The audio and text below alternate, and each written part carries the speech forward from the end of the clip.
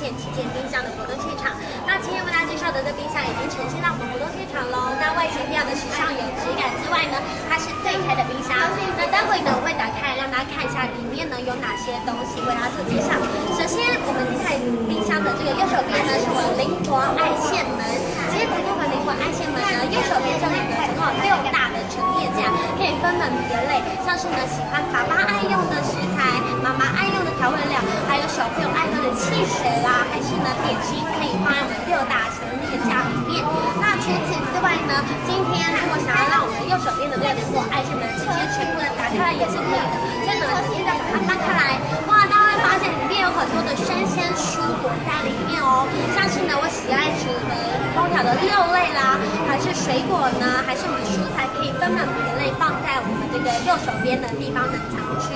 那在冷藏区呢，还有呢我们蔬果的这个可以让我们保湿、保鲜、保冰，更不会呢让我们的食材里面的异物混杂在一起，因为我们里面呢有一个循环式的气流，它的循环式的气流是这样的循环的，那么每一层的气流都可以均匀的达到呢它的保冰的效果，所以说食物可以达到保鲜，更不会呢可能有的时候会结霜结块啦，或是有一些不同层的食物没有达到保湿的效果，所以这点大家可以放心。那在左手边呢，我打开给大家看是我们冷冻库的部分，左手边是冷冻库，右手边是我们的冷藏室，一样呢每一个夹层呢都可以轻松的来做调度，轻松来做调度。今天想要的调高点、调低一点呢，还是怎么样来做调都是可以的，都可以来做调整。那当然了，有些人喜欢吃榴莲啊、臭豆腐、肉类啦、生鲜蔬果，很担心我们食物的异味会混杂在一起，这点大家可以放心哦，因为我们的冰箱有滤镜的除臭